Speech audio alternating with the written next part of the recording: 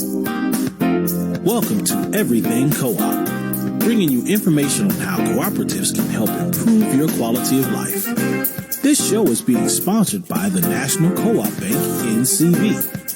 The NCB is dedicated to strengthening communities nationwide for the delivery of banking and financial services for the nation's cooperatives, their members, and other socially responsible organizations.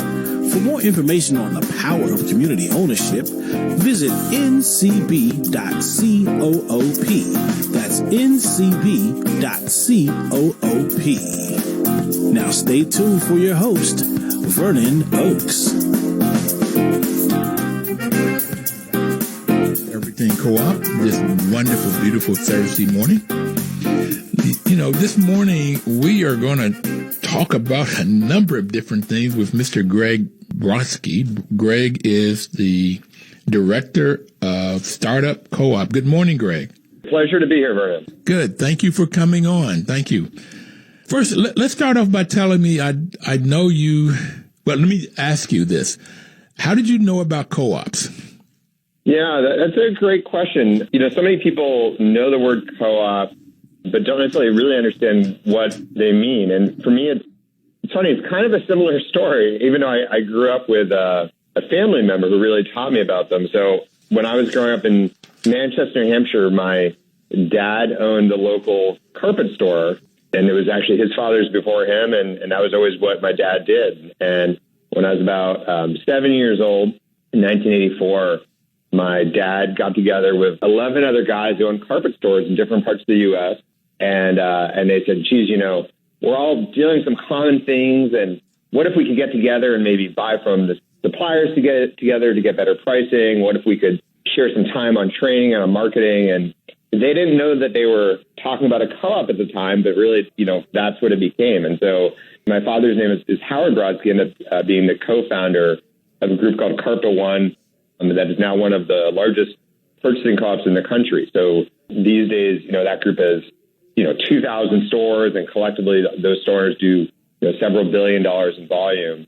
And so I sort of got to watch my dad transition from managing, you know, our local carpet store to, you know, running this startup, and then eventually, you know, selling his store so he could manage the co-op full time. But to your question, I don't think I even really understood what a co-op was. And the way that I got into this work, when I was about 25 here in Boston where I live, I was working for the local bike store, and I was telling my dad, you know, the owner's trying to figure out this, and he did this problem with marketing and this problem with pricing. And my dad said, you know, geez, have they ever considered the co-op model? And I said, no, but tell me more about this co-op thing that you do, because, you know, I was part of a food co-op in college, but I think one of the problems of the word is it's very hard for people to understand, you know, what does a food co-op have in common with a purchasing co-op, have in common with a credit union? But that's really how I got into it. So I, you know, basically using the model my father created for carpet stores, we used the same model to create a purchasing co-op for retail bicycle stores. So I did that for about 10 years. Hold a minute, Greg. Hold a minute before you go on. I just want to make sure I got this, because so in your household, as a 7-year-old, first your grandfather had a carpet store, and your father had that carpet store. And so when you were 7, your father got together with 7 other carpet store owners and saying, look, I guess they were competing against big box stores, and so they've got to get better quality carpet with a lower price. And so they said, maybe we can join together and buy together. And they didn't even know they were talking about a purchasing co-op. And eventually they found that out, and they started this purchasing co-op. And now that's 2,000 stores, billions of dollars. And your father has been on the show, so I do know a little bit about his history. Yeah. Okay. And so at 7 and growing up in his household, you still didn't know what a co-op is. So you're working in a co-op in college as a food co-op. And then as you're in a bike store, your bicycle store owners having the same problems your dad and those 7 carpet stores had some 20 years earlier or so forth. And your father then says, has he considered this? And now it starts again. That's kind of summarized what you just said. Yeah, that's right. You know, and I think what's intriguing about the co-op model is it's a way for people to come together and solve common problems. And so I think that's the amazing applicability of the model across different industries, and the fact that, these carpet store owners had similar problems to bike store owners, and, it can be used in so many different sectors, but you got it. And I think, I'd heard what it was, in college. I loved it, but, we're all kind of have different understandings of what the model can bring, and it looks different across different industries sometimes.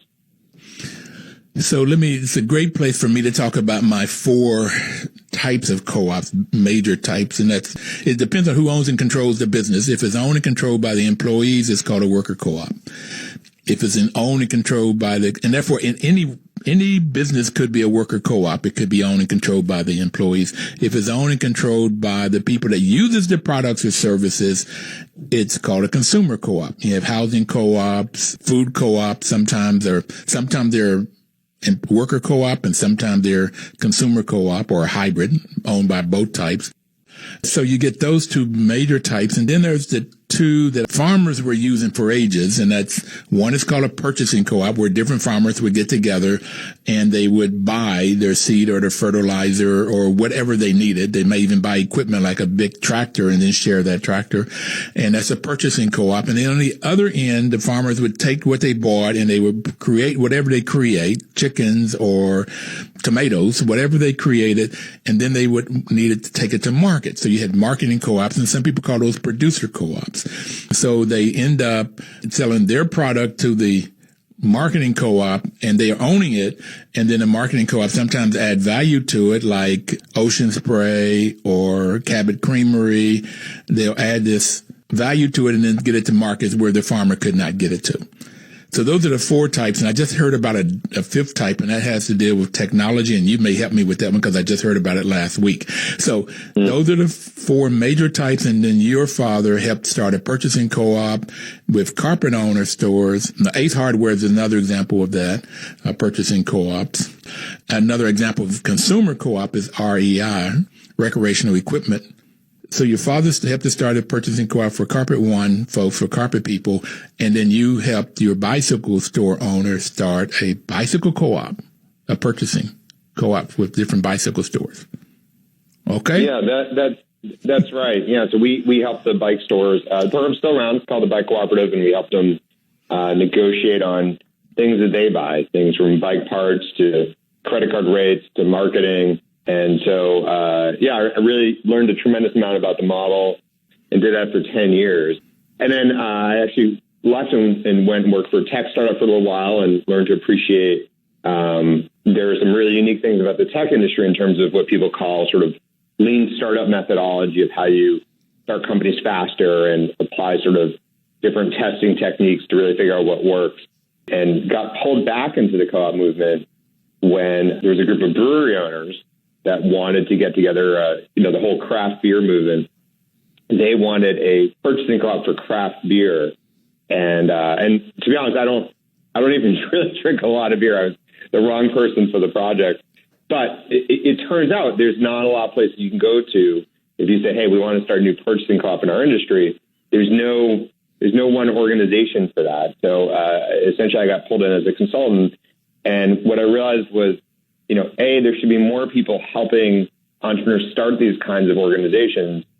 And B, we need to make a better, easier ecosystem for entrepreneurs to start new cooperatives. Wow. Okay, I got it. So when I was reading your resume, I kind of got that you like bikes and beer. And so I started to call this program Bikes and Beer. But you don't even like bikes, but this whole process, you don't like beer, and neither do I. But it's sort of like, how do you help people, no matter what they like or dislike, but how you help them create a business that has a better chance of being successful, and probably you talk about bringing it to scale, a better chance of growing that business. Yeah, that's right. And I've learned to appreciate beer a lot more than I did, but I think to your larger point, I think a lot about why there aren't more cooperatives. And in fact, this is something my father and I talk about a lot. I'm on the board of a nonprofit here in New England that helps start new co-ops. My father Howard's on the board of National Co-op Business Association. And so we talk about this stuff the way some families talk about sports or politics. And, and there was actually a study that Co-ops for a Better World, which we both support, did about, do people really understand co-ops? And so, it turns out 74% of people would rather buy from a cooperatively owned business, but only 10% of people really understand what they mean. And so the question is if so many people would rather support these kinds of businesses, why don't we have more of them? And after thinking about it a lot, we think there's three main reasons. So it's all right if I share those. Please, I'm waiting. Hurry. Okay. Okay, come on. Well, I think it comes down to, number one, misperception, right? The fact that people don't have heard the word, but most can't really accurately define it. And in some ways that makes it very difficult because those of us in the community say co-op and we imply all these, amazing magical benefits that we know the business model includes, but the average person may not really get it. And I think we just need to slow down and be thoughtful about how we explain it and also share more real world stories like your show does. Well, just I'm going to put a plug in for National Co-op Bank right here because when I took this idea to Chuck Snyder a little bit more than 6 years ago, he bought into it. He said he was mainly later he told me he was mainly investing in me more so than the show, but it's taken on because I got it in working with housing co-ops that people just don't understand them. As I try to, I do property management in my day job. And so people don't understand when you say, well, we have a co-op here. What is that? What does it look like, smell like, taste like? They just don't know. And so that's trying to get people to understand it is the first big hurdle. So that's your number one, this misconception and getting people to understand what a co-op is. Okay. Right. Yeah. And I'll add to that, I think, for some people, it sounds socialist. It sounds like, something from the 70s that they were a part of in some housing situation, and that may or may not be true. I mean, there's some very modern, new economy co-ops that I think sometimes the word doesn't always do the business model justice. So sometimes, depending on who we're talking to, we actually use the word shared ownership or distributed ownership model. It's just a way to bring more people into the movement. And we explain to them that this is a co-op, but we really want to make sure that the word itself is not an obstacle. First important we see in starting new co-ops is business know-how. That there's a lot of people that we're seeing who actually want to start new cooperatively owned or shared ownership businesses where they want to share ownership of either the employees or the users or the farmers. But there's not always a clear path of how to do it. And so there's a great network, Cooperation Works, that helps people start new cooperatively owned businesses. But if you compare it to the traditional startup landscape, we're lacking some of the ecosystem tools that, let's say, a tech startup entrepreneur would have. If you're trying to do a tech startup, there's a rich community of accelerator programs, online curriculum, books, investment funds, pitch competitions. And so what we're specifically trying to do and the accelerator we've created, Start.coop, is to sort of make it a more balanced ecosystem. So how do we give co-op entrepreneurs access to the same kinds of startup resources that a tech entrepreneur would? And we can certainly talk more about that. And then the last friction point that we see is around the financing. With our inaugural accelerator cohort, we interviewed the entrepreneurs on the way into the program and the way out of the program. And what they told us is their number one challenge is really just getting the financing to scale their business. Great. Let me cut you off here, man. We'll come back and we'll talk about financing. And I want you to recap the three things again when we come back, but we have to take our first break. If you could quickly, when we get back, recap these three things, and then we'll get into this financing part. We'll be right back.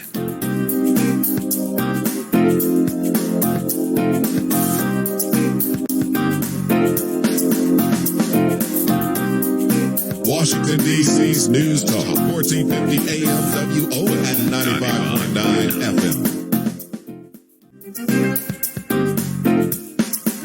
Information is power, and this is what Mr. Greg has given us this morning. He's given us information. So, Greg, could you quickly summarize those three things that you found when talking about co-ops and then get into the financing?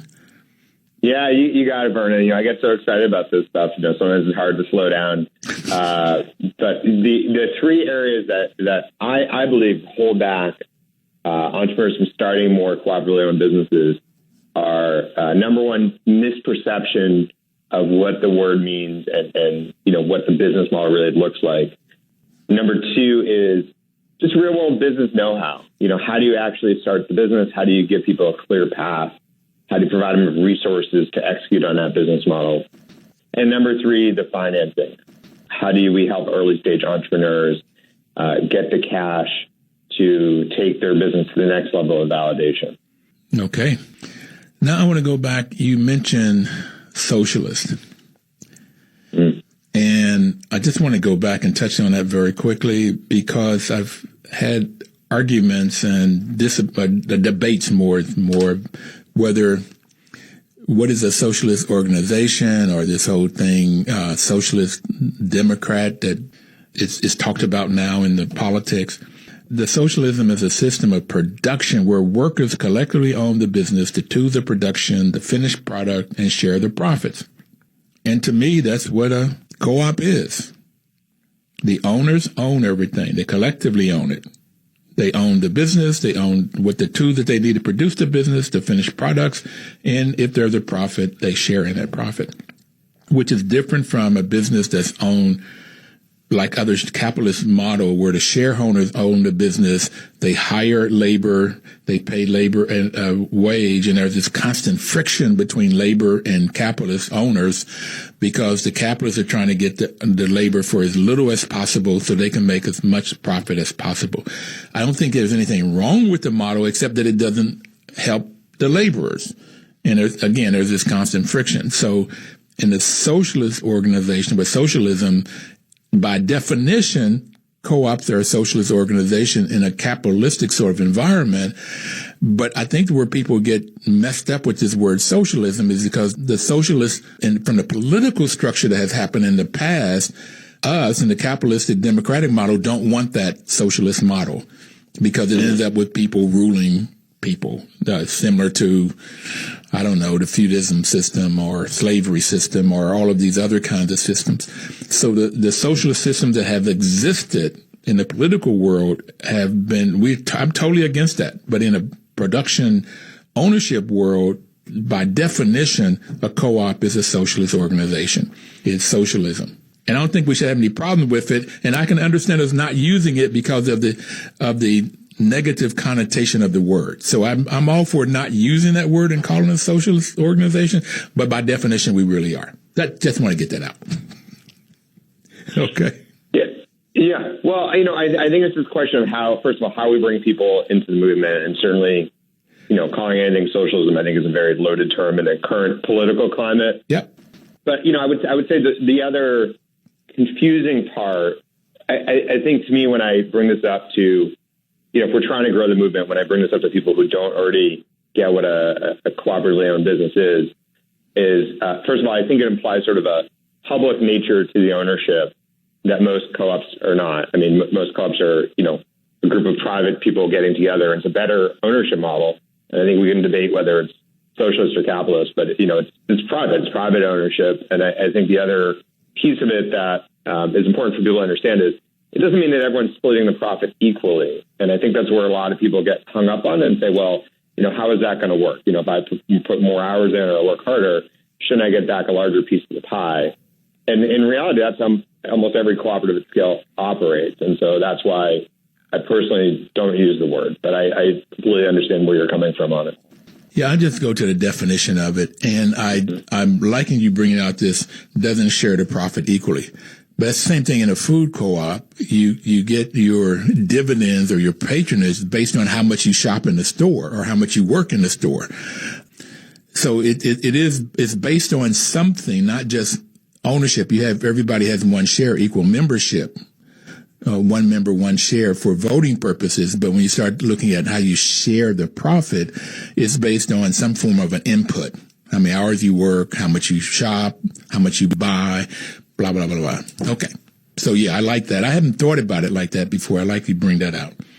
Yeah, I think that's where people get stopped, and I hear what you're saying, maybe it belongs a little bit in both camps, but, I think there's a lot of people who, feel very strongly that we need to support models where the more you put in, the more you get back. And I think, so if we're trying to grow the movement, I think that part of it needs to be part of the narrative. So it's interesting to me that you and your father sit around and talk co-op. Okay. We do. Okay. I tell people, I've said this on the air before too, that I love talking co-op. I love talking about the benefits of, and also how there are problems. And last week or week before last, I had there was a food co-op that failed in North Carolina, Greensboro. And I had the people on that helped to start that. And it took 8 years to get it up and going, and talking about the problems that they face. So talking co-op, whether it's successful, and most are very successful, but then those that fail, why did they fail? And in the 6 years, this is the only one that I've had on that, and I'm talking about that. But I tell most men like talking about two things, and that's sports and sex. And I said, I like talking co-ops, and one of the other two, you might can figure out which of the other two I like talking about. But so talking co-op is huge. So I think I would love to be at your dinner table with you and your dad, and so we could talk co-op. And these 3 reasons that they don't come on is really nice. Misperception, the business know-how of how to get one started, and then the financing. Is 3 real reasons why. And the gentleman that talked about why this co-op failed said there were 3 M's. For food co-op, you have to have good management, and getting that good management was difficult for them. He called it a movement. You had to have a movement where you really get people to understand, and then they want to shop in this co-op. They want to be a member of this co-op. And then the third was marketing. And marketing and movement, to me, are very, very close to each other. But he said this constant marketing of selling the products and promoting the products is what I think he was mainly talking about, but also the marketing of the movement. And then as we talked, I added a 4th one, and that is margins.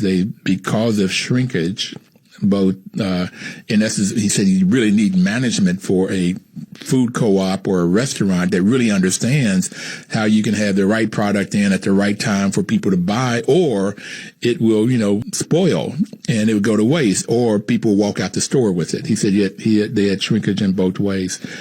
So this business know-how is really, really, really important. Okay. So you all talk co-op, and you start off with bikes and beer. Okay. And now you are in a organization that helped to start up co-ops. What is that about? What's that organization you're in? Yeah, so we've been talking about this a lot, and we would love to have you over for dinner. I think it'd be a lot of fun. We can talk about we occasionally talk about the Patriots, so you'd have to deal with that, but I don't talk sports. I'm not a fan, so that went without. Okay. Well, let's get to sports. So, I think really it was, might have been my father's idea. Neither of us can remember now who came up with it first, but we said, what if there was an accelerator to help start new co-ops? And really that was the start of the conversation. And so we just started talking to other people about, this question of, why aren't there more co-ops? We identified the 3 reasons we mentioned. And actually, I'll share that one of the key people we talked to came out of this platform co-op space you were mentioning earlier, of sort of a tech-enabled co-op. There's a gentleman named Nathan Schneider who has written extensively on what people call platform co-op, which is essentially a user-owned tech co-op. So I think it's most analogous to, a consumer co-op. It just happens to be online. So if you think of a tech startup or tech platform that's owned by its users, it's really what we're talking about. There can also be a role for ownership of the employees in some of these models. Anyway, so there's a lot of momentum and movement around these platform co-ops. And Nathan and I were talking at the NCBA Impact Conference about 2 years ago now about, how all these entrepreneurs have ideas, but they need just the business know-how of how to get the business going. I said, would you be interested in this idea of an accelerator? And so we put together a planning team with Nathan, myself, my father, and several other really smart people in the space. Felipe Whittaker, who I think has been on your show and runs a purchasing co-op for schools, churches, and synagogues in D.C. And we said, let's just start trying to create the program. And so we've been trying to be a lean startup ourselves, which really means not studying it for years and years and years, coming up with sort of the minimum viable version of what this could look like and trying to test it. And so we launched about a year ago now. We opened it for applications summer of 2018. We weren't sure how many applications we would get, but we ended up getting 82 applications from around the country. And it sort of proved there was interest in this idea. Great. And we chose the best. Greg, I'm sorry, we've got to go on our second break, so okay, we'll be coming right back. Greg Brodsky is talking to us about a startup called Start.coop, and had 82 applications that have been around about a year. 82 applications, that's huge. And so I want to talk to you about those applications and what you chose and how it's been going. But we'll take our second break. Please don't touch that dial.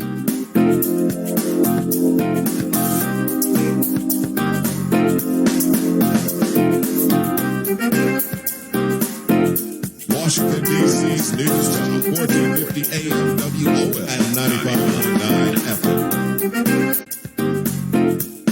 Welcome back, everybody. This is Vernon Oakes. The program is Everything Cooperative, and we have Greg Brodsky on the line with us this morning. He's helped us start a new company, and it's called Start.coop, and they help co-ops to get started. So we talked about 3 reasons that co-ops don't get started. One is misperception. The other is not having the business knowledge. And then there's the financing. Greg, I remember this during the break, is that I had it that one of the other reasons that there weren't more co-ops is the 1%ers don't want people to know about them. And they go out of their way to make sure that people don't know it, because if more and more people knew about co-ops and created more and more co-ops, then that would chisel away the amount of profit that they get, because they get, 57 cents on every new dollar produced. And if we get more and more co-ops and people sharing in it, then they'll get less.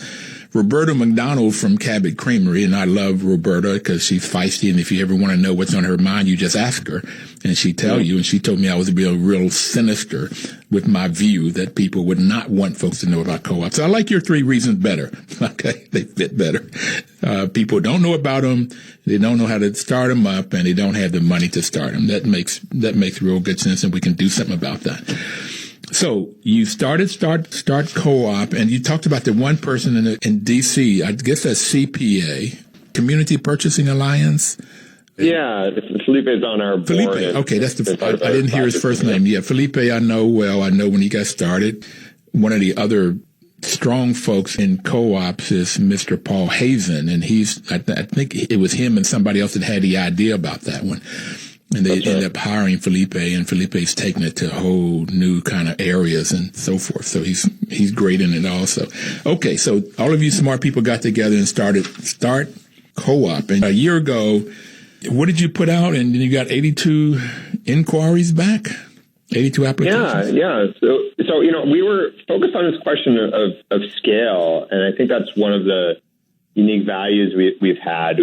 I think there are some resources for folks who want to start, let's say, a new consumer food co-op or a new, housing co-op. I think through the Cooperation Works Network, there's some existing excellent technical assistance. But if someone, wants to start, let's say, the next REI or the next Cabot Cheese or the next CCA Global, how does one go about that? We think there's sort of a different level of business planning, a different level of financing, technology operations that one needs. And so we frame the application that way is, if you have an ambitious vision for the co-op you'd like to start, or if you're at the early stage of that, we want to support you. And that's really what our conversations were about. And so we set up 6 main selection criteria. First one being social impact, inclusive race, ethnicity, gender, and socioeconomic background. We do strongly prioritize people of color or co-ops that share wealth with people of color. And we actually want to really up our commitment to that for this next cohort. The other criteria were primarily around financial viability, scalability. Does the entrepreneur have the industry expertise? Can they execute? And finally, this mythical entrepreneurial spirit, which is not something we always talk about in the co-op world, but we think is important to have a founder that, really can pull off these kinds of models. So yeah, we were thrilled about the response we saw, and I'm happy to talk about, the teams or what the program actually looked like. So How many different variables did you say there were? 6 main criteria. 6. I got social impact, I got financial, and then I got entrepreneur spirit. Yeah, so I think the additional ones were scalability, industry expertise, and ability to execute. Okay. And these are also all on our website at Start.coop. Okay, so you talk mostly about social impact and a different kind of area there. I was really pleased with the Federation of Worker Co-ops. I don't remember who that was. It wasn't Esteban, but somebody there said that it was either 40 or 60% of new worker co-ops were people of color. And that was very interesting. Again, I believe folks that have been at the lower bottom of the scale financially, one way of pulling stuff up, both socially and economically, is through this model. Matter of fact, it's the only model I know. I never believed that we would get to 40 acres and a mule. I don't know if you know that story, but that was what was offered after slavery, after the Civil War. And it wasn't handed out that much. So I don't believe people will give you anything. So I think we have to figure out how to make money, how to make our own products. And this is what this model allows to happen. So I like your social impact. What do you mean by scalability? I hear that a lot. What do you mean by it? Mm-hmm. Yeah, that's the hardest one to define. And what I would say is if someone said to us, look, we want to create a worker-owned coffee shop, we would say that's amazing. Here's some resources. We might try to plug them into someone in the Cooperation Works Network who can help them. But they wouldn't necessarily be our top applicant just for purposes of our program, which is a really interesting choice. We're trying to help those who say, maybe I want to create a worker-owned coffee shop and I want it to then spread it to 7 other states, as an example. Or we're starting a platform co-op and we want it to scale nationally. Or we're starting a patient-owned health data co-op, which is one of our teams, and we want to have thousands of patients in it. So scale can look a little different depending on the sector, but really we're looking for folks that want to scale regionally or nationally with the grandest version of their vision, even if obviously they're not there yet. So I think of scalability, particularly from what you just talked about, is how large can it get, how wide of area can it have, but it has to do with growth and size. One coffee store in a corner somewhere downtown DC may be having 8 to 10 employees serving 500 customers a day. I just made those numbers up. You wouldn't be necessarily interested in, except that if they wanted to have 100 stores in the DMV and then they want to go out to Virginia, Maryland, New York, blah, blah, blah, with, 1,000, 2,000 stores and all of these employees and all of these customers. Then that would be interesting. So I think of size when I think of scalability. Yeah, I think you're right. And it's one of the most interesting choices that we made. And again, we're really trying to test all these theories and really see what works, because a lot of people, said to us, hey, you can't do that, for reasons at the top. There's these 4 models. You got consumer co-ops and worker co-ops and farmer co-ops, and you need to kind of keep them separate. And most of the time they are. And so what was interesting about our cohort, and I think I should probably explain more about the teams, but we heard from the entrepreneurs that focusing on scale, not sector. Hello? So having a little bit of technical problem here. So what he was talking about was they have 1, 2, 3, 4, 5 different platforms.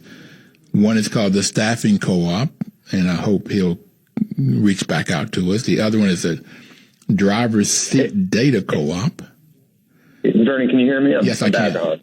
So I'm so sorry. I'm not sure what happened there. Okay, no, I was just describing these 5 different cohorts: the Staffing Co-op, the driver's seat data co-op, the Savvy Co-op, the Expert Collective, and Aramendi, Roots and Return. So those are your 5 cohorts, and you end up getting 82 applications. So how do they fit into these cohorts, and what are these cohorts about? Yeah, let's talk about the 5 graduating teams. They're all really different. So driver's seat is one where they're looking to bring together Uber and Lyft drivers from around the country and to give them a platform to earn more money. So these gig drivers are driving around. I think we've all heard stories about how these guys are working 12, 14-hour days and still can't pay their bills, aren't getting health care. So their app that they're currently testing in the city of San Francisco helps drivers aggregate data so they can make better driving decisions, and then also take the total data from all these drivers, and they can there's a desire by local governments to actually get trend reports of what the driving habits look like. So the driver's team believes that they can sell that data to municipalities, share the profits with the drivers, and actually help them make more money. And they're really interesting because it's a tech platform. It's about the gig economy. So they've gotten a lot of buzz. We have another team called the Staffing Co-op. That's really exciting. They are in Baltimore, and they're trying to flip the extractive temp labor industry on its head. So they are a temp staffing firm, primarily people of color, but not just people of color, who want to share the profits at the end of the year. So if someone works for a staffing agency, their time gets marked up, let's say 40%, but they never see the profits on their time, right? Absolutely. They get that low hourly wage rate. And so the folks who join the staffing co-op actually share in the profits in the year and also have a voice in decision making. And they've done a great job. So they're just now, getting a lot of new contracts in. We have Savvy Co-op, which is probably our highest profile team in the program. They've been profiled in Entrepreneur Magazine, and they were actually named one of the 50 most daring entrepreneurs of 2018 on the same list of Elon Musk. So they're another example of a tech-enabled co-op.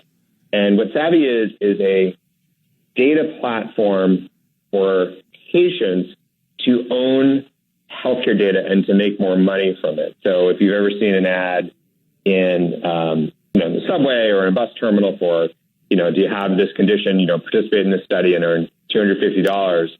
Well, it turns out a lot of those ads are run by third-party marketing companies, and that the patients are not, certainly not getting all the money that, obviously the pharma company is making or the marketing company is making on their work. And so Savvy's mission is to bring more money and more voice and control to the way those studies are run, and also to make sure that the studies are run in a way that actually brings patient voice more into the outcomes that pharma and healthcare is doing on a daily basis. Wow. Yeah. That's so exciting. That's very exciting. They're all really exciting in their own way, and in 5 totally different industries. What is the Expert Collective? Yeah. So that's our only team out of Boston, where I am. So the founder there, Enrique Shada, he works at MIT in his day job and helps connect academics to private sector companies looking for consulting. And he's seen a real need that academics are looking for more consulting time, that industry wants easier ways to connect with academics. So Expert Collective is a academic expert-owned consulting platform. So imagine, if you're a company looking for expertise, let's say in biotech or in data science or in cryptocurrency, you can log on this platform, be connected with the right professor or academic, get access to their consulting on an hourly rate or per project basis, and that the experts themselves actually own the platform. So again, decisions are made by them and the profits will be shared by them. Well, before we take our next break, tell me about the Arizmendi Roots and Return. Yeah, if you live in the Bay Area, you might know Arizmendi. They have a 30-year history of creating worker-owned bakeries that people love in the Bay Area. And I think they have 8 or 9 locations now. And so they're actually creating a new co-op because they realized that affordable housing in the Bay Area was so challenging for their workers that they are creating a worker-owned housing construction co-op. And I could talk a little more about it. Do we have to go to break or? Yep, we'll go to break and come back and talk more about that then.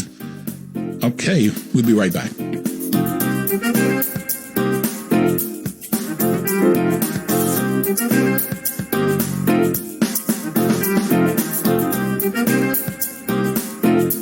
Washington, D.C.'s News Talk, 1450 AM WOL and 95.9 FM. Information is power, and that's why WOL is a great partner here. What we've learned, though, isn't information. Information is stored power. To get into action is where you get the real power. So we hope you'll take the information that Greg has given you today and that you would get into action. So we're going to talk about the action that 82 applicants put forth in their first round. Tell us about that, Greg. You had 82 different people apply for help, for assistance. Yeah, it was really exciting to see people's dreams and business plans of how they'd like to bring more co-op entrepreneurship into the world. And there's so many amazing visions. I think these 5 teams, represent just a handful of what's out there. And if anything, I think we wish we could support more people. There were teams, we really wanted to start small because we were a pilot program ourselves. We're trying to get the model right, bring in more mentors, more funders. But, there were teams that we weren't able to support that are incredibly exciting in industries like music and housing and the arts. So again, it's the co-op model is so exciting. And I was just going to walk you through the other 2 co-ops in the initial cohort. Okay, wait a minute. I got to get something straight because I think I had it confused here a minute. I thought you had 5 cohorts and you took these 82 and you decide which one of these cohorts, each of those applications would fit in. But no, this is your initial cohort from a standpoint of if you looked at the 82, then these are the 5 that you ended up working with. Is that more right? Yes, that's right. So I'm sorry. Yeah, we had 82 applications and we ended up with 5 teams in the initial graduating class. All right. So let's talk about, as you were saying, I wanted to hear more about RS Mende. And you said there might be 2 others?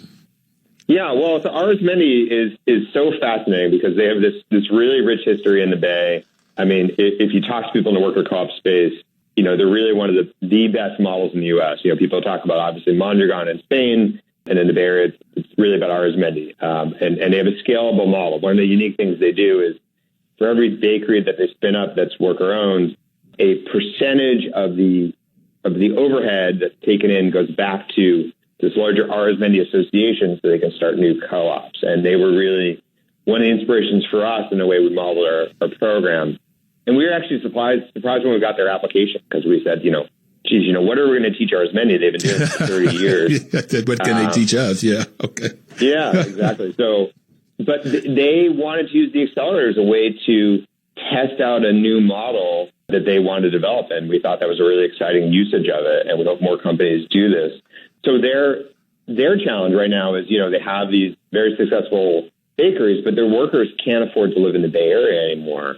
So strategically, they've made the decision that they want to focus on housing. So they've started a construction co-op owned by the workers using a similar worker-owned model. And then Roots and Returns is a brand new model they're piloting this winter. And what they are planning to do is to help take homeowners who maybe have extra space in their backyards and essentially help them rent their backyard and develop what people call an accessory dwelling unit. It's kind of a small, you think of like these tiny houses. Think of a modern version of a tiny house that people can put in their backyard or their front yard, maybe about 1,500 to 2,500 square feet, and essentially have low-cost housing for additional people. And so there's a lot of buzz about this on the West Coast. We don't talk about it as much on the East Coast, but Portland and Seattle and the Bay are all talking about this model. Well, I have a friend in L.A. that just told me about it because she has room in her backyard, and she was saying they just passed some laws in Los Angeles where she can build a smaller home in her backyard and therefore rent it out is what she was looking at doing. Exactly right. Okay. Exactly right. So this is a worker-owned version of that model. And so they're going to do their first pilot. I was just talking to Tim Hewitt at RS Mende yesterday, who's if he hasn't been on the show, he'd be a great guest.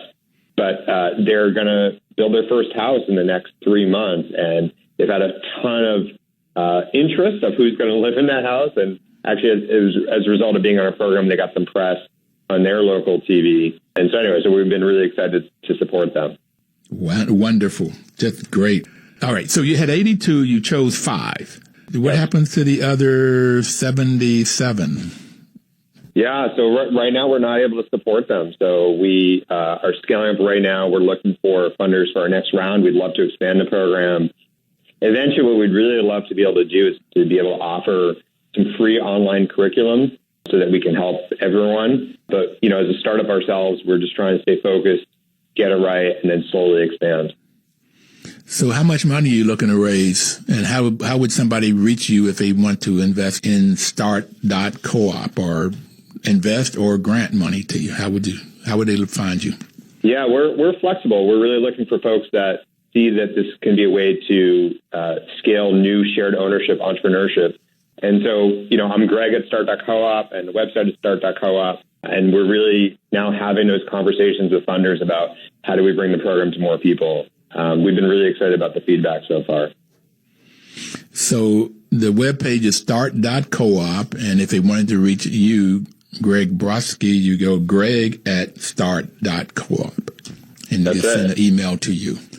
And that's if you want to find out more information about Start.coop, the 5 different co-ops that they help to get started. If you want to look at giving money, like donate money to it, that would be great, or invest money and look at the different ways that they could invest. That sort of like what you're looking for, what can be helpful? That'd be incredible. That's right. Yeah, we'd be happy to talk more about our model and why we're getting some press, not just from you, but we got an article in Forbes and the Boston Globe, and I think people see that we're taking a slightly different approach to co-op development, so we've gotten a lot of buzz. Well, being on Everything Co-op is more important than Forbes and Wall Street Journal and New York Times. I mean, this is, I got it. Vern, I couldn't agree more. This is the one I was waiting for. Okay, all right. Yeah, we're going to get there. It's like I said, it's been 6 years. One person asked me, we have an advisory committee, and the person on the advisory committee said, Vernon, what do you have hope for this program? And I said, what do you mean? She said, well, would you want to go like every other week as opposed to every week? I said, oh, hell no. I want to go every day. There's enough information out here, particularly if you talk about, I've had 82 applications and I can only work with 5. 77 folks you could not work with. 14 or so times what you were able to work with. Those 5 they sound great. They sound phenomenal and all around the U.S. So that is great the work that you're able to do, but there's so much more out there that can be done. And if you look at all of the different co-ops and all of the different kinds of things that's happening in this space, that's just so much more information we could talk about. And I think we could get 5 people a week on this program. It'll take more money, more effort, more work. But yeah, I like that. Okay. So what do you see for the future, sir? Yeah, well, really, we want to now take it to the next level. So we've spent a lot of time thinking about, what worked in the first program, what we could do better, how we can bring more support to these entrepreneurs.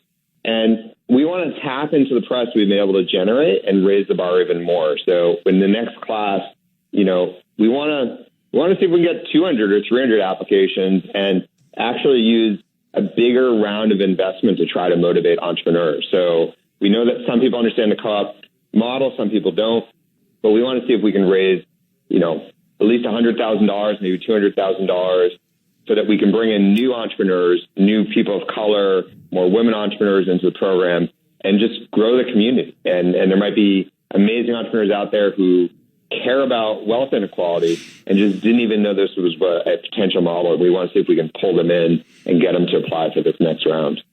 So, Greg, I will send you an email to see at greg@start.coop to talk to you about my investing in what you're doing. What kind of investments those might look like, and what's the possibility of what kind of returns, and how much good can we do, and how much money can I make? It's wonderful. We love it, Vern. Thank you so much for your support. And if you're talking about $100,000 to $200,000, that's just not a lot of money. So it's like, can you do all of this good that you're talking about? Get 200 to 300 applications, maybe have 20 different people in your second cohorts. If you doubled it, would be 10. So I just took it to more than that. If you had 20 different companies that you could work with, I mean, could you handle that? Could you stand it? Could it work? It's just phenomenal. I like what you're doing, sir. I like a lot what you're doing. Last message. So anything you want to tell the world out here?